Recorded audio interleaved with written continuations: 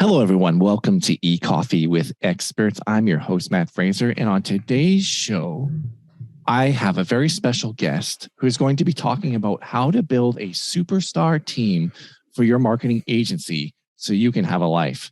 His name is Darrell Evans. Darrell is a senior serial entrepreneur, investor, and co-founder of Yokel Local Internet Marketing, a digital marketing agency that specializes in helping local businesses. He and his team have helped them generate over $300 million in revenue online. He's personally started and or operated 6 businesses since the age of 20. In 2019, he launched the Mindshift podcast. He is the CEO of Mindshift Business Academy and has been teaching his marketing, sales, and business strategy since 2003. Darrell is passionate about entrepreneurship and shares best practices and strategies on Podcasts Weekly. He loves to help business owners accelerate growth using his proven frameworks that have helped him and hundreds of other businesses scale to 7 and 8 figures. Darrell, thank you so much. Pleasure to have you here on the show. Matt, I am super excited. Thanks for having me. Really appreciate it. Yeah, it's awesome. So you've been at this game for a while, and I know that we were talking before in the pre-show. You literally built your agency so that you could take 10 days off totally unplugged without having to even answer the phone unless you wanted to, which is what a lot of people aspire to. And even in what's his name, Robert Kiyosaki's book, Rich Dad, Poor Dad, and the quadrant of entrepreneurs, he says, a lot of people think that they're business owners and really they're self-employed because they are the business. They own the business, but they also work in the business. They can't step away from the business and allow it to run itself without them there. Therefore, they are not a business owner. So it's kind of amazing that you've been able to accomplish something that a lot of people aspire to, but no matter what industry I've seen are unable to do so. What strategies did you come up with or found to be effective for finding staff that can do that in your marketing agency for you? The finding of the team members is actually maybe step 3 or 4. Okay. To the point. Yeah. So to the point of the decision, and just for reference, I take more than 10 days off throughout the year, and I've done that since year 1 of the agency. So where, to your point of Robert Kiyosaki, I love the cash flow quadrant. The analogy of going from employed to self-employed. I spent many years in that quadrant, in the E quadrant, and I decided that while Kiyosaki's definition of big business, which is in the B quadrant, was a company that had more than 500 or around 500 or more employees, I said, why do I have to have 500 employees to be deemed a business owner and get the benefits of that process? Because when you think about a business in the B quadrant, it's a business that runs without you, or a business that doesn't require you to push every button, et cetera. So early in my days, and by the way, when we started this agency, this was not my first business rodeo. So I had some training and teaching and structure about hiring teams and building teams from about a decade earlier. So my prior business before coming into this, but to specifically answer your question, the way I have found and thought about bringing on great team members is I look at the role and responsibility, and more importantly, the outcome that the role needs to produce. And then I specifically look for people who, in their natural DNA or in their natural gifts and talents, see that as their superpower, such that it aligns with the vision and goal of my company and my client. And so when I hire someone who has a superpower in that craft and that skill set in that role, they show up every day and they'll literally run through a brick wall because it's effortless for them because it's already their superpower. So So I feel like as an entrepreneur, one of the key jobs and distinctions I've learned over the years is to create roles and opportunities where someone else's superstar power and gift aligns with the vision, role, and outcome of that role for the company and for our clients. So that's the broader way of thinking about it. That transitioned in my thinking a little bit over a decade ago. Well, probably about a decade and a half ago. All right, on. So when you mention the roles and responsibilities, like I'm familiar with Michael Gerber's book, The E-Myth Revisited. I think it's a phenomenal book that a lot of entrepreneurs should read. And he the story of the baker. I'm assuming maybe you've read the book, or yeah, I know, I can tell. I'm familiar. The story of the baker and how this baker is working 14 hours a day in their business. And the man, I had better when I had a job because I had more time and I made more money, or whatever the case may be. But the way he talked about like creating the duties and responsibilities of the roles in your business and assigning those roles and responsibilities. If there's 3 startup members, you decide who's going to do, if there's 9 positions and 3 of you, then obviously 3 of you have to do 9 different positions until you can get the cash flow up to generate enough income to revenue to hire enough those people to fulfill those other roles.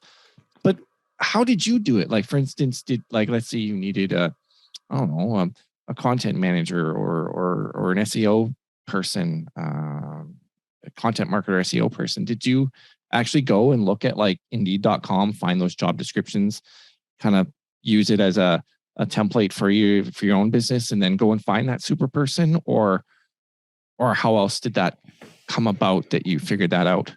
Because I know a lot of people want to try and figure that out. They don't. I've talked to people all the time.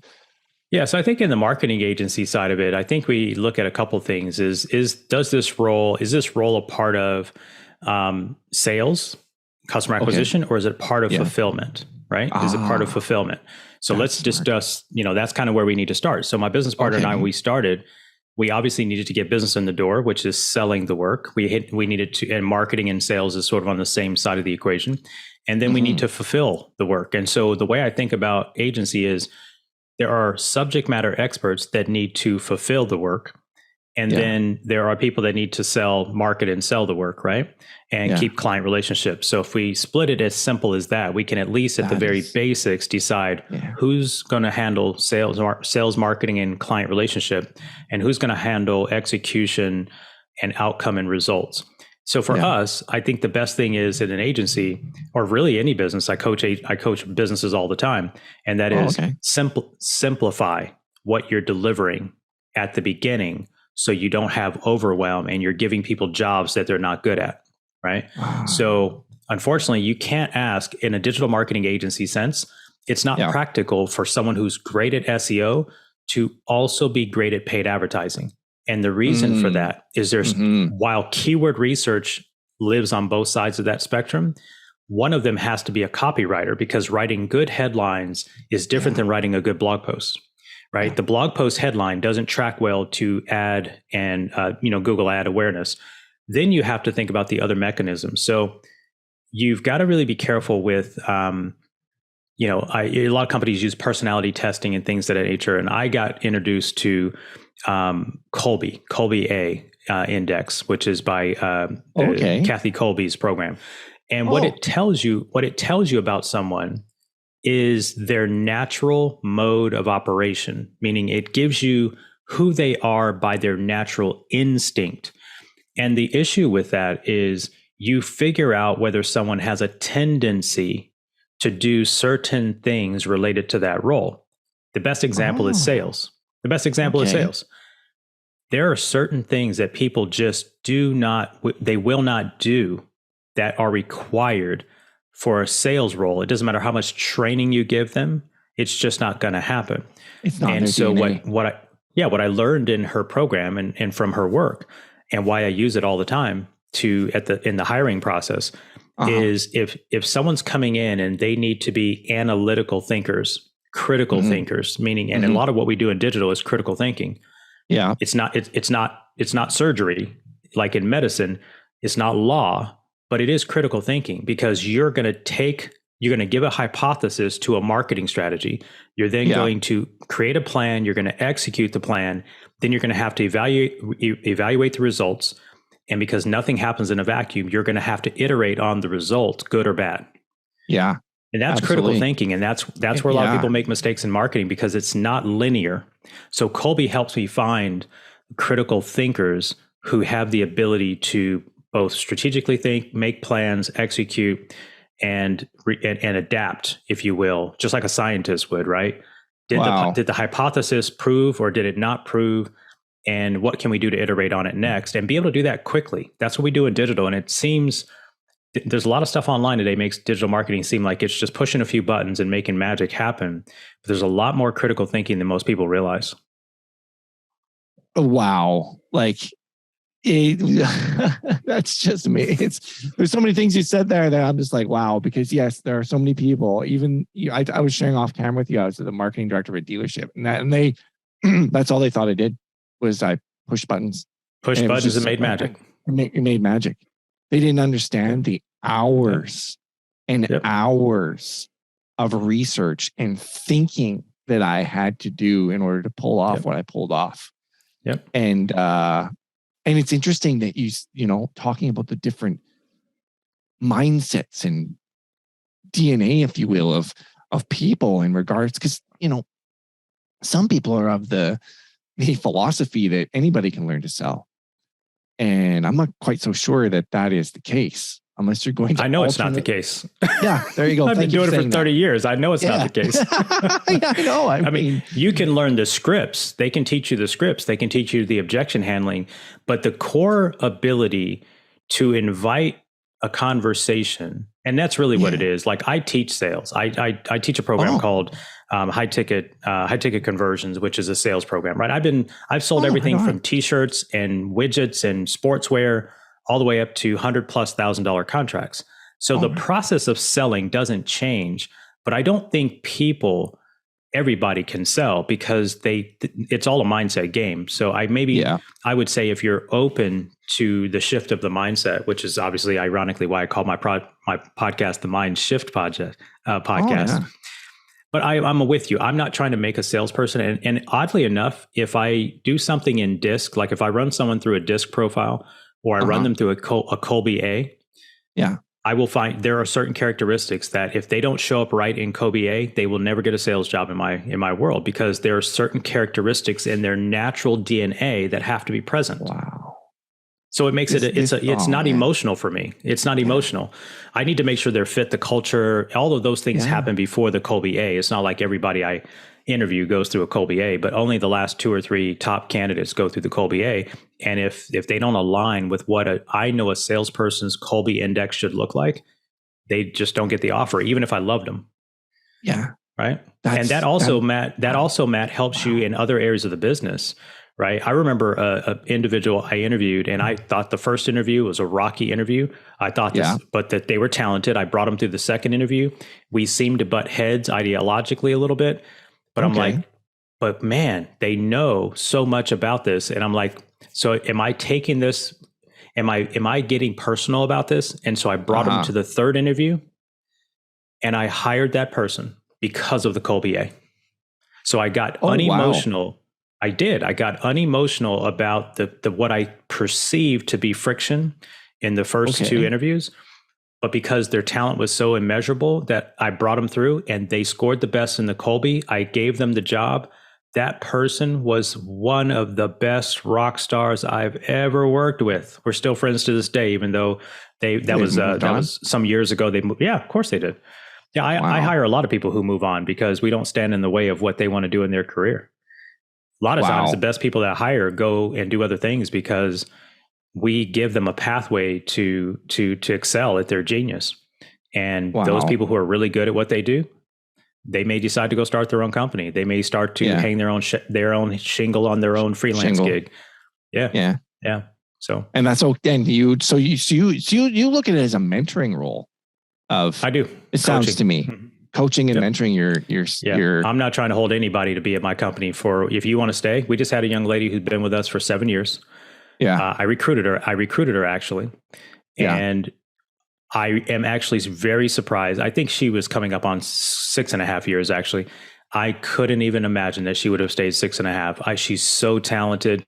I was like, there's no way she's going to stay with us more than 2 or 3 years maximum. She just resigned to go off to and she left our role, and I think she got a gig that was 2x her salary, what we were paying her. And because she's that talented. And I just was surprised she stayed as long as she did. Sure enough. Mm-hmm. She also, by the way, Matt, she had a side business. She had a side business that we referred her business because she was a creative designer, and there were certain projects that would come to us that didn't fit our agency. We would refer the work to her. Oh, wow. So That's we don't have amazing. Because there's so many business owners that are micromanaging control freaks that want to make sure that they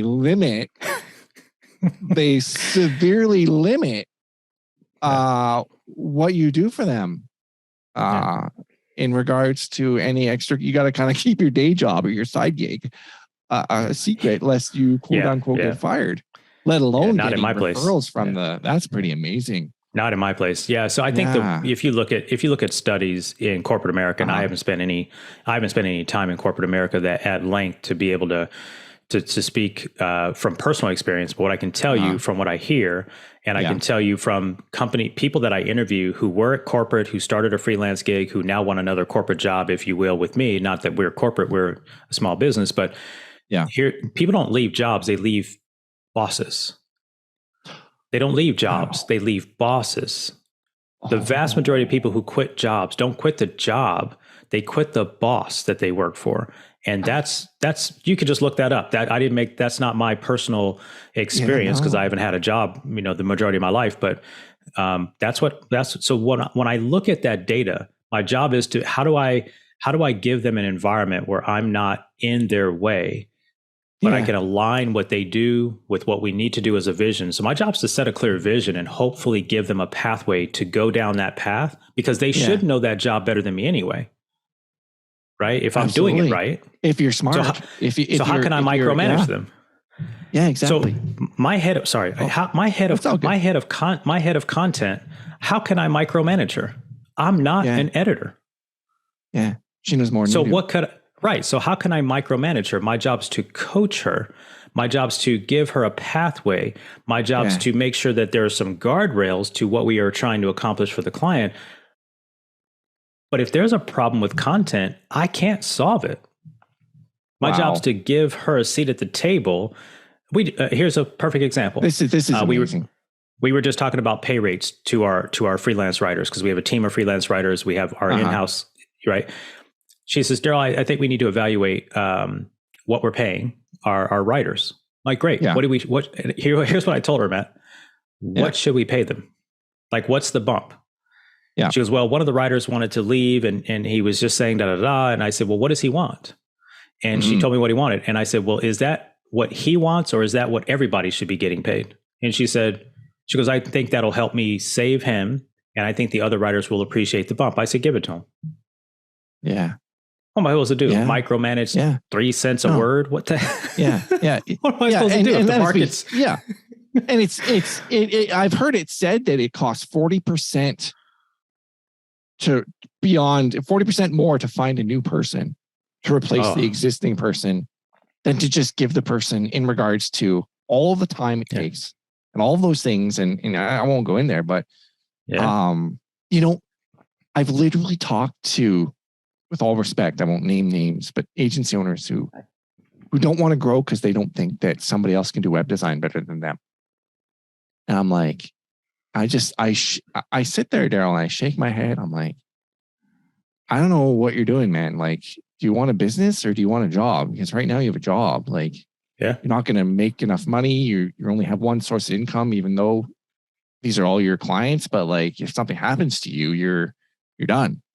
And I think that's the mistake that some people make. And it's very refreshing to hear you talk this way. Because having that mindset, I think, is very important in order to be an effective business person and a business owner and an entrepreneur.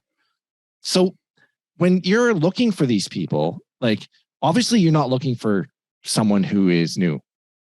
There are times, but there are times when we hire junior and train up, but we are an agency that is, people hire our agency to produce results. And unfortunately, I can't hire rookies to practice on a company that gives us revenue to grow revenue. Like, our job is to essentially multiply the revenue they give us. Right. Yes. So I can't have rookies practicing on my clients' accounts. And so there's no disrespect to those that are younger in the business, but my agency, we're a performance agency, which means if you come in my world, you don't really sign a contract. You do sign an agreement, but you can opt out of the agreement any day you decide that we're not performing at the standard of agreement to KPI. That means my company has to be sharp all the time, right? Yeah. So I can't have trainees practicing in that environment. So we do have an incubation process, right? But the vast majority of our talent is seasoned, right? 5 years, 7 years, 12 years, 15 years plus. And that's kind of how our culture runs, because we are more of a boutique shop. So we're very specific about the types of clients we work with. We have, you read it in the intro, and it's all very flattering. And, I don't like to reflect on it, but we have to sometimes talk about how much revenue we've generated for clients, just because there's too many people out here running around saying they can get the job done, and they've got no history of performance. Right? Posting a blog post and doing deliverables doesn't make you a marketer. Like, no, it doesn't. Posting on Facebook and setting up a blog, and there's so many things you do in marketing that don't lead to a result. We do the things that lead to results, right? You and I talked offline about SEO. Yeah. Today, it's harder than it ever has been. That's true. So it's important for us to explain to clients that this is our path. This is our process. By the way, our process hasn't changed in 12 years, ever. It doesn't matter what Google's done. It doesn't matter what Facebook's done. It doesn't matter. Yeah. We have a process. It's 6 steps.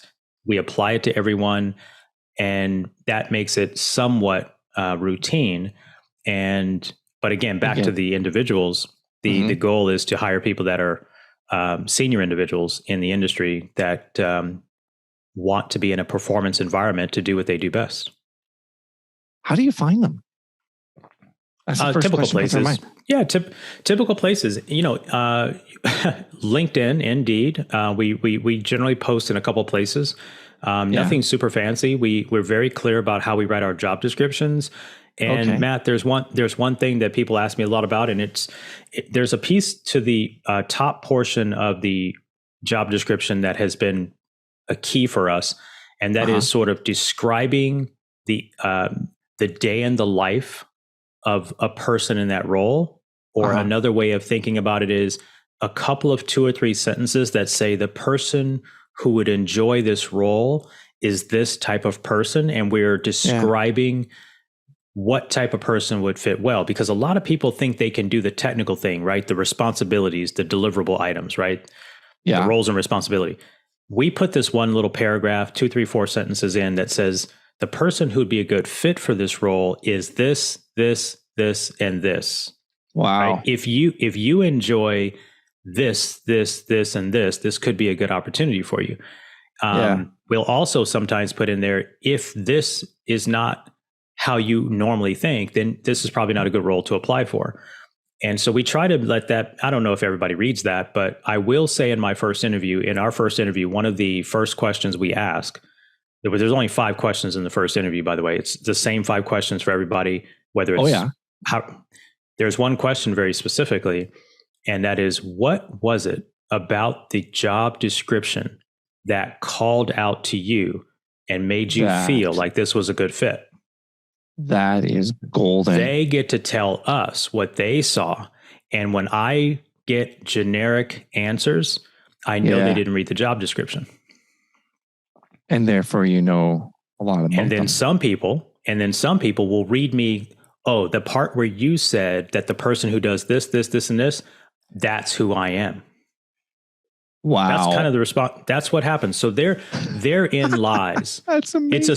It's subtle. It's super subtle, but it saves, you got to do things. And like in marketing, you and I both know the wrong prospect coming in through a campaign is the worst thing that can happen than it being a high cost lead, right? So we don't want the wrong person coming through a lead gen funnel. Well, I don't want the wrong candidate coming through my employment hiring funnel. Yeah, because that's really what it is. Yeah. That's what it is. So the better I can put up a barrier that says the wrong person, meaning if you don't do this, you're probably the wrong person, don't apply. If you're this kind of person, you're probably the right person, please apply. It's just a simple distinction. My years of doing does it this always work? Yeah, I don't know if it always works, not but, always, but it's been helpful. It's been helpful for sure. Oh, that's sheer genius. And I was just going to say, in my years of doing this, I've read many, many books and on different subjects, but copywriting. And so Dan Kennedy, I'm kind of a huge student of Dan. Yeah. Legend.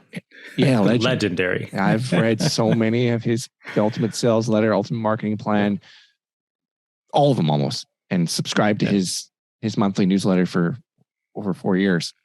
But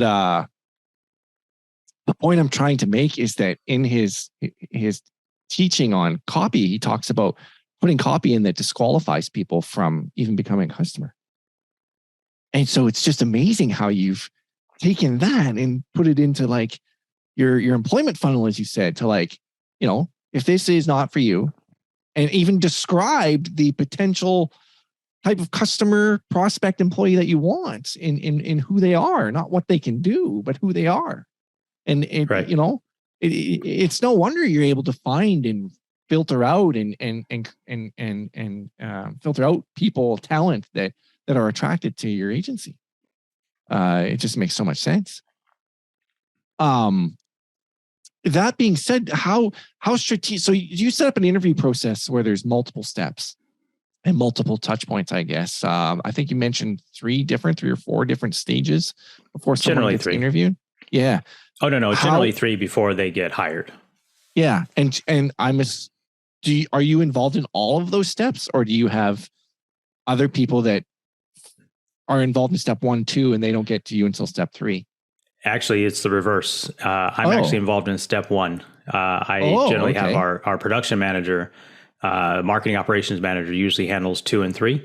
I will sometimes sit in 2, but not very often. My job in step 1 is those 5 questions. I have enough experience with our industry and with our company to really filter out culture fit first. See, I don't like people that give us standard answers, and I've gotten burned. There's one that comes to mind right now. But those 5 questions, if you ask the same 5 questions to all of those first candidates, you can hear the distinctions. And I am not interested, as I mentioned to you offline, we run a boutique shop. We always keep somewhere between 20 and 30 high ticket, highly focused clients. We're not trying to run a 250 client agency. That's not who we are. That being said, I don't want someone who just wants a job where they can just hide in the back and do some things. I'm looking for someone that wants to make impact. And so those 5 questions in each of their, like, for example, one of the questions, Matt, is, thank you for, it's one of the first questions, actually. Did you get a chance to check us out online? And what do you think about what you saw? Yeah. Right. So we've got 5-star reviews all over our platforms. We've got HubSpot reviews. We've got case studies on our website. And here's what's interesting, Matt. Yeah. If they do not tell me that they checked us out online, it hurts the chance of getting to interview number 2. It just tells me they just spit out resumes. They just spit out answers to interviews. I'm less interested in that person because I need you to be serious about what you're trying to do. So that's actually not just casual. Yeah. I don't expect you to tell me you read our website cover to cover. I expect things that, I saw you guys got a great reputation. I saw that you've helped this client do this, that, or the other. I saw that you guys are working with HubSpot. I just want to hear that you took some time. You're about to invest your hours. Absolutely. You're equally making an investment here. I expect you to do some due diligence, right? And so one of that first questions is, did you do any due diligence? And if you didn't, it tells me maybe you're not, as far along, in my culture, because whether we agree to work together or not, I want you to be someone who does the due diligence, right? I expect you to do diligence in the work that you do with our clients, but you didn't do due diligence in looking at the company you're looking to get employed by. Work for? Yeah. No, absolutely. Yeah. So it's simple stuff. Yeah. But I do the first interview most of the time.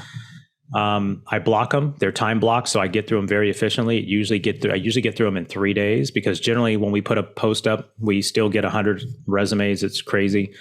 And we may bring 15 to 20 through that first interview, and I'll block them off in 3 days. And they're all 15-minute interviews, so they're very crisp. They're very succinct, and I give them the pass fail to get to interview 2, and then it usually moves on to our project management team. Wow! So at the end of the interview, you're right at the end of the interview. Yep. Right. We tell them yes or no right then and there. Yes or no right then and there. We're not playing email chase. Yeah. Just like, you know what? None of that. Well, at least they get it.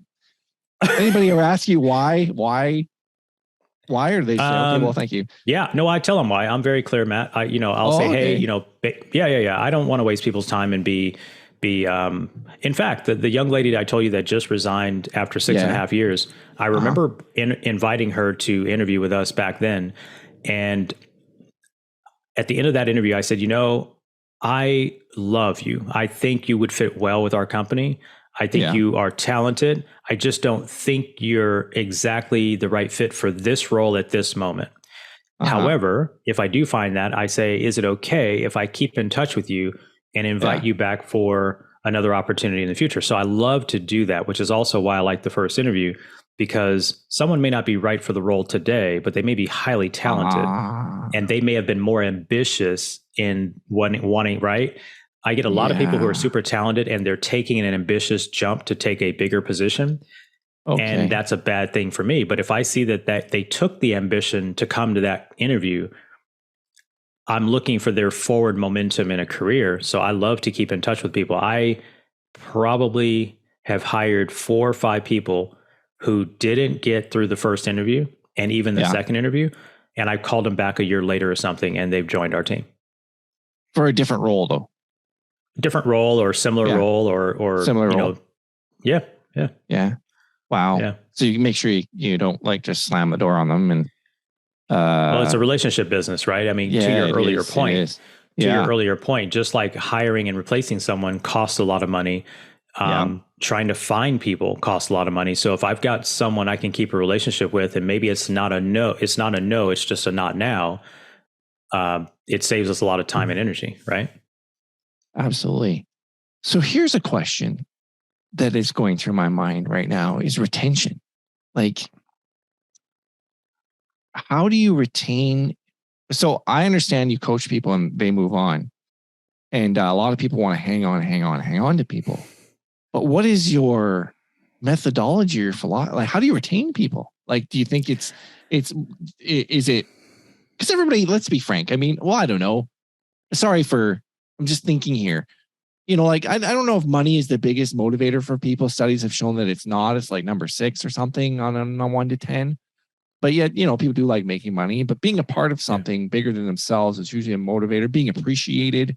So, but my question is, what have you found to be effective in retaining people? Like, you've obviously done something, because you retained this young lady, or I don't know if you call her young or whatever. This individual for 6.5 years. That's pretty impressive, in my opinion, in the digital marketing industry. It is very impressive. So what's the secret, if there is any, or what are your thoughts? Yeah. I mean, if I think in our 12 years, I think I'm hard pressed to find anyone that left. Not anyone. Very few people have left short of 2 years. Very few. Okay. We've had a couple of mishires where we've had to, as the adage says, hire slow, fire fast. We've had a couple of mishits. But I don't know if I have a secret, but I will tell you what I have done, or what the type of organization they're invited to join. So we invite them through a day in the life, through the interview process. We give them an idea of what the life's going to look like. The last thing we want to do is sell someone on joining our company.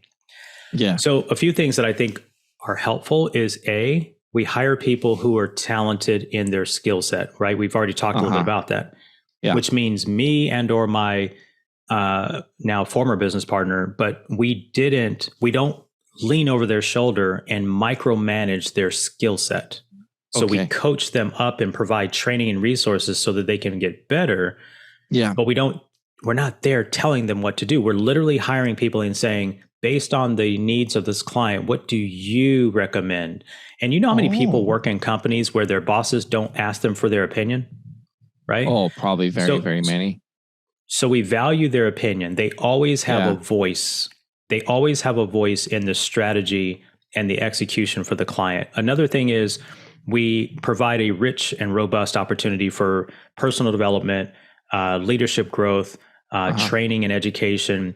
Part of that is money we pay and invest into them. Some of it is through our HubSpot partnership, but we invest in their growth and development. We do not have very strict processes through the day. So we're a virtual company now. And there's 2 meetings to attend every day.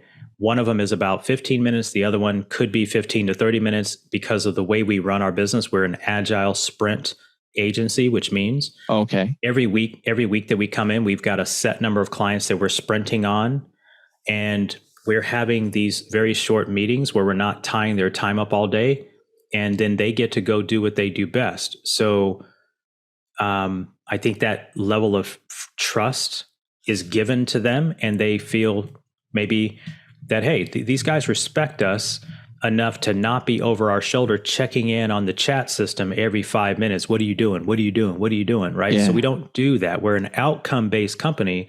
So the question is what do we need to do to produce the outcome for the client? And let's check in a couple times this week to make sure we're on track. So I think that's part of it. Wow.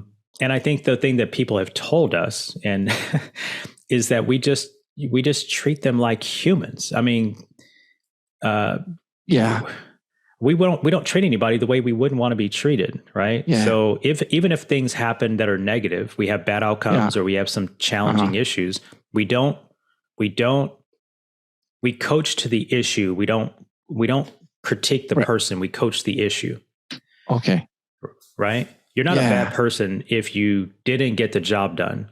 We need to coach through why the job didn't get done or why the outcome didn't happen, but we don't make it personal. We never attack anyone personally. And so I think maybe those are some subtle things. Those are soft skills, I think, but from a leadership standpoint, and if you're responsible for all of it, when you're the owner, you are. So when the result doesn't happen, you're on the hook. I'm the one that's on the hook. Yeah. And they're not, because they still get paid, right? But if a client cancels a retainer, the employee doesn't really understand the impact to the P&L of that because they still get paid. Yeah. So the goal is to explain how that works such that we can coach through performance. But anyway, I don't want to belabor that, but no, it's just trying to create an environment and a place so they can thrive at what they do. Yeah. And so you specifically focus on outcomes rather than 100% of the process of regards to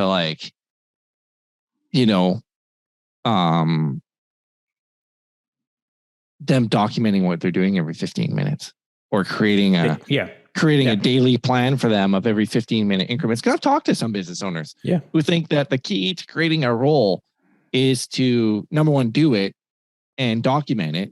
But I don't see how you could do that. Like we as digital marketers, there's so many things to do in a digital marketing agency that require different skill sets. It would be very hard to do that. Yeah. But the point I'm trying to make is that, creating 15-minute increments of, okay, do this, or processes and written down. And it's more about the outcome with your full business philosophy rather than the exact process of how you got there. Yeah. To a certain degree. 100%. But we have, right. So we have SOPs. Don't get me wrong. We have our SOPs. We call them SOP blueprints. Yeah. We have a project management system and we have an HR tracking system. And while each of those have aspects of tracking, what we don't define, when I start the morning, I just finished the call not long before we jumped on your show. The call goes like this. What are you working on today? Their job's to tell me. They also know that not every button they push has to be tracked and written down. But in general, did you spend 48 minutes on XYZ client and just give us a summary of what you did? Bottom line is there is some tracking because we are virtual. And, but we're not, I think we've just maybe found a balance of, accountability plus vision and oversight for myself. My goal was I need to be able to track my business from the phone. Wow. Right. So the goal is, can I track so when things get out of balance, I go back to, can I track the business from the phone? Now, you and I talked offline. I was offline for, roughly 9-10 days. And when I was offline, I mean offline, no email, no phone, no internet, the whole bit. Yeah. If I wanted to open up my phone and track it, could I, and see exactly what was happening in my client care division, in lead gen, in execution for clients? The answer today is yes. Is it perfect? No. Could it always be refined? Slightly. But I have a communication process for all of these things. We have a project management system for those things. That was one of the goals when we set the company up. My mind was, I want to be able to be not quote unquote a nomad. Yeah. Because this is way before the pandemic or anything. But I just wanted to say, can I understand what my business is doing from a mobile device? And so we've worked towards that. So. Yeah. No, that's awesome. And I think the thing I was trying to get is if something is allotted 45 minutes and someone is talented or gets it done in 15, you're not breaking their back about, you're not upset. No, I'm not upset. Yeah. I'm not upset. And if something on the contrary, I expect them to invest. So that's where the other problem is, right? Company says you've got 30 minutes to do this thing, but then there's something broken with the client result. I expect you to spend what it takes to get it done, right? Because the client's going to come back and say, why is the result not happening?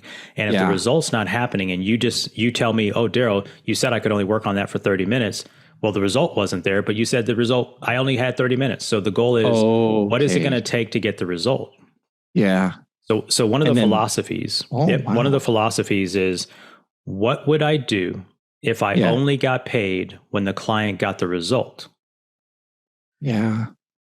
If you take that approach, now the client pays us up front. It's not like we get paid on the back end. We have some arrangements where we get paid on the back end, but the point of it is the marketing philosophy is, what would I do if I only got paid if the client got a result? Not, what should I do because it's in the checklist? Yeah, that's a totally different way of thinking, and it makes so much sense. And that's why I have to hire critical thinkers, because some people who follow checklists, there's a place for checklists, by the way. There's a place for things that have checklist items, but their outcome and results is critical thinking, right? If the Google campaign is not performing the way it was last month, why is that? Yeah, why is that? Why is that? And so that's not a checklist. No, it's not a checklist item. No, not at all. It's a critical thinking item based on experience of, and it's an experience. And it's also not just. Yeah, go ahead. I was just going to say, and it also is a collaboration item, right? So that's the other aspect of our business is we have a collaboration process whereby it's okay to admit you don't know. Wow. See, you can be an expert at PPC or an expert at SEO or an expert at email, an expert at content, and then something's not quite going the way you thought it was. And it is okay in our organization to say, I don't know. Can I get some help on this? Can I get another set of eyes on this? Because I'm not seeing what I thought, blah, blah, blah, blah, blah. So we've also created a culture of nobody here is perfect. Yeah. Nobody. Man. And I'm the first person to say, I have no idea. Yeah. And we'll figure it out. I worked in the car industry, as I was telling you, as the marketing director of a car dealership. And that was the exact opposite culture. It is so cutthroat. Oh, yeah. It is that industry is so cutthroat. Yeah. And I was expected to know everything, and little did they know, because I did everything. I did Google ads. I did social media marketing. I did. Yeah. I mean, I won't get into what I did. I did a lot. I know what happens because companies that do what you told me, where you have to do it, they hire one marketer and expect them to do everything. Yeah. Those are the types of companies we help. Those are the companies that come to us because that one marketer is drowning in all the things, right? In all the things. And we're at Access Point because I've got the leverage team to provide a head of marketing the resources and bandwidth. And we're less than the cost of a really solid another person who's the head of marketing. So that's how we grow our business. Right? Yeah. My friend said to me, he said he came up because I had him come up and do his training for the back end process. And I didn't have a lot of experience in working with multiple dealerships or whatever in that sense. And I asked him, I said, are there other people? Do other dealerships have someone like me? And I'm not trying to boast or anything. It's just to your point. He's like, Matt, nobody has anybody like you. You need to be running your own agency, not working for these guys. And so anyway, but it was interesting. But I just say that because you're talking about how it's critical thinking and you have to know, and that the whole reason why I was talking about that, just to reiterate, is that you were talking about how, it's okay to not know the answer. Yeah. With these guys, if I didn't know the answer, it was like, then what good are you? Why are you here then? What's your, if you don't know all the facets of the 6 different disciplines of marketing, Matt, then why are you here? And the pressure of that was incredible. So it's very refreshing to hear that, you don't expect people to know everything, but certainly they probably have the critical thinking to be able to try and figure it out. Yeah. Yeah. There's something in our world, Matt, we call it the coachability index. And that's also something we're looking at through the hiring process. Oh yeah. I'm more interested in someone's ability to be coached up than someone who comes in and says, I'm a know-it-all. right? So as you and I both know, you've been in this industry since 2006. I've been around it since 2003. The reality is this is an ever evolving process. And this is not coffee that doesn't change. This is not milk. This is not orange juice, not to discredit those products or great crop. No, but this is an evolving, there's change happening in this business all the time. This is one of the more taxing industries I've ever had, businesses I've ever had, taxing. It's just very taxing. I worked for Taco Bell for 10 years in my younger days. And, it didn't change much. Matter of fact, to this day, it hasn't changed much. I probably could go back to Taco Bell and take over a store and not miss too many beats. It just hasn't changed. But the digital marketing space, because we are, if you think about it, what we have to do is get clients results on platforms we don't own, and they change the rules anytime they deem necessary for their benefit of their company. And then we're expected to produce the result for our client who wants nothing to do with it. Right. Yeah. That's amazing. Yeah. That's really what we do. Yeah. No, it's so true. There was a question that you had there was a statement that you had made that I forgot, and I apologize for that. About the culture, and I would have to think back, but coachability or coachability. Coachability. How do you? So it's coachability index. How do you look for that? Is there a test? There's a question in that first interview, Matt. If you listen to what we're talking about, that first interview helps me find out all this stuff. So there's a question in the first interview. Remember, there's only 5.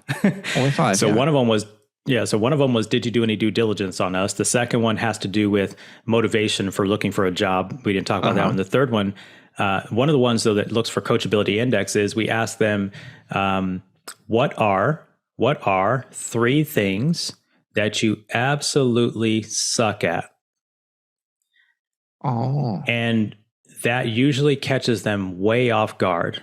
And they look at me with a puzzled look, and I sit there and I don't say a thing. I'll let it go for maybe 5, 8, 10 seconds, and then I'll repeat the question. They do not have to be related to the job, but what are 3 things that you are just horrible at? And I'm looking for self-awareness. Okay. If they have no self-awareness to the things that they are terrible at, it means that they are willing to lie to me about other things. Every one of us knows good and well. Every one of us knows good and well what we're not good at. So don't fake the front in the interview to pop off and say that you know something, and I'm going to find you out later. So I'd rather you tell me up front. So I oftentimes have to give them some help. And I'll usually, so I'll say, here's 3 things I suck. If I'm really struggling, I try not to nudge them, but I try to make it be okay, because I know they've been interviewing a lot, and I'm breaking the paradigm of what they are. If they say something negative, it's going to downgrade their ability to get a job. On the flip side with me, it actually upgrades your ability, because I know you're self-aware and I know you're coachable. So I'll say to them, I suck at Photoshop. I just cannot stand Photoshop. As a digital marketer, I suck at Photoshop. I prefer Canva all day, and everybody who loves creative design thinks I'm crazy, but that's one of the things I suck at. I'll usually say that to kick it off if they get really stuck, and it usually loosens them up. But for me, that's where I can see their coachability index. The other way I can look at their coachability index is often before they ever get to the interview, and that is, do they do their own self-study to get certifications in the industry? If someone comes to my world, and they do not have certifications in the areas of, say, Google Analytics, HubSpot has a world of them. If they haven't self-studied since school, and they don't have to have graduated from college to get a job in my world, but if they don't have a track of self-study, that tells me they're not coachable. Yeah. So those are a couple of ways to look at coachability index. And I'll take someone who's got high coachability over low coachability any day of the week. Any day of the week. To the point of the comment we made earlier about sales, can anybody learn sales? I think we both agree the answer is not true. But I do believe someone who believes that they have a gift in that craft can even elevate their gift, but they have to be willing to be coached. So that's kind of how I look at that. And so these are the different reasons for those 5 questions. Yeah. That's phenomenal. Do they have the ability to do due diligence? Yeah. This has been very insightful. I know we could keep going on and on. I know. You're thinking, when you ask that question, I started thinking, what am I not good at? And if you'd asked me that question in an interview, I would have been nervous because I'd be like, well, he wants me to tell him I suck at digital marketing, but what things I'm not good at in regards to digital marketing, or what things I'm not good at, period. So I would be a little off guard too. Can I give you the last question though? So of course, without the second context, let me help you out, because that's not the only question. There is another question that goes to the other side of the paradigm, and the question goes like this: on Monday next week, you're going to be in a competition, and it could be anything in the world. Oh, what is it? What competition would you enter on Monday, and you would believe that you would be the best in the world at it? And it doesn't have to have anything to do with marketing or anything. And you know what I've heard in some cases? I've heard knitting. I've heard painting. I've heard cooking. I've heard all sorts of things. And what am I looking for? I'm looking for whether they have confidence in themselves to brag about their skill. Interesting. Because we're a performance agency, right? Yeah. So if you're not willing to take credit for your acceleration of skill, I heard ping pong one time. I've heard some weird things, but I don't care what the thing is. It's a contest on Monday. You're going to enter it and you believe you can win. What kind of contest is it? And I'm looking for them. I'm looking for someone who can be confident in outcomes. Yeah. Right? Because we're an outcome-driven company. I'm not suggesting everybody uses these questions, but from my seat, this is what has been helpful for me over the years.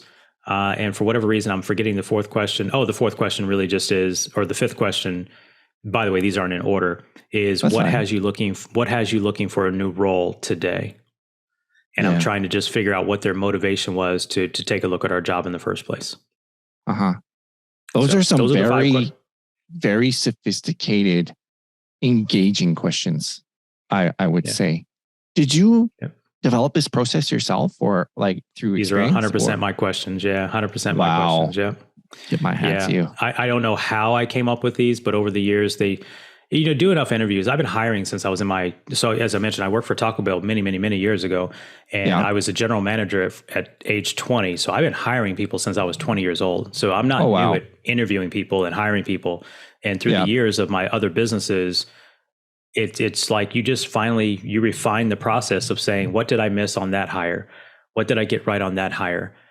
You just try, and then you try to get it to a succinct process, because you need a system and a process that's duplicatable. And anybody in my company can ask these 5 questions if they have the context for why we're doing interview 1 this way and why interview 2 is that way. We also have a set of questions that we ask during interview 2, which are contextual to that part of the process. And then part 3 is that Kolbe index piece, which we're saying, hey, can we Kolbe validates for us. We don't use Kolbe to get them through the process. Kolbe is sort of that validator that we didn't miss it. That's amazing. I've never heard of the Kolbe A index until today. So I'm definitely going to check it out. Not very talked about out there. It's like these other ones, Enneagrams and DISCs and Myers-Briggs, and I have respect for all of them. Myers-Briggs I've heard of, Yeah, they're all out there, but those all talk about things that I haven't found helped me actually figure out what they would do in the line of fire. Yeah. Like your personality doesn't tell me what you're going to do under pressure. And Kolbe's, her program is more, again, I can't repeat it all, but I mean, I've been around it since 2004. But it's about your natural mode of operation that she says does not change. Yeah. Right? And it would be helpful for anybody to take this. I think so. Test. You'll learn a lot about yourself. Yeah. You learn about yourself. Because I know I'm looking at right now, it's like $55 to take it, but the investment for me to discover what it would be, what the outcome would be. And I'm not an affiliate or anything, but there are other DISC assessments, or not DISC. There are other assessments that she has in the program. So if you take your own Kolbe A and you're at a point where maybe you're not sure what you want to do in your career, she has a career assessment that matches to your Kolbe assessment, where they make recommendations on the type of career that's best for your natural mode of operation. Wow. I mean, I don't use that. I haven't used that, but there are things, by the way, for Matt, for people that are employers, as employers, we have to set up job descriptions. You can do, I think it's called the Kobe C as an employer, and you can set up your job description there, answer a bunch of questions, and then match your candidates against the job description based on Colby. I don't go that far on it unless it's a high level role, but it's a very useful place. I've been talking about it since 2000. Maybe I should be an affiliate, but I've been talking about it. Sounds I learned like about it in 2004, 2003, 2004. I learned about it, and I've been using it ever since. Yeah, no, I think you should be an affiliate of it for sure. Most definitely. Hey, there's like 1,000 about things that help. Yeah, no, it's been so helpful. I'm not trying to cut it short. I just want to respect your time because I know there's 1,000 other things. I could talk to you for another hour, but I really want to. I mean, maybe you can come back and talk. We can talk again if you would be so kind. Matt, it's been a pleasure. Yeah. Just anytime someone wants to hear me talk about stuff that could hopefully help their audience. I hope the listening audience have heard something today that maybe I'm no expert at this stuff. I just feel like I've got enough repetitions, and it's just really cool to share because I don't get to talk about hiring strategies. I'm in a mastermind and some other groups, but this is it helps me actually rethink how I thought about stuff as well. So it's super refreshing. Thank you so much for the opportunity. No, it's been an absolute pleasure. I just want to thank you for being here, and it's been awesome. So if our listeners want to connect with you online, where can they do that? Yeah, great. Appreciate that. Two ways. YokelLocal.com is the digital marketing agency that I own and run, and that's where we help companies grow, as Matt mentioned in the earlier stage of this interview. And then my personal website is darrellevans.net. I'll have a podcast, of course. Since you're listening to Matt's podcast, my podcast is the Mindshift Podcast with Darrell Evans. You can listen to it wherever you listen to this one. So those are a few ways. Yeah, make sure to check it out. Well, thanks again. And I would love to have you again on. It's been a pleasure. Thank you so much, Matt. Really appreciate it. Right on. You have a great day. You too.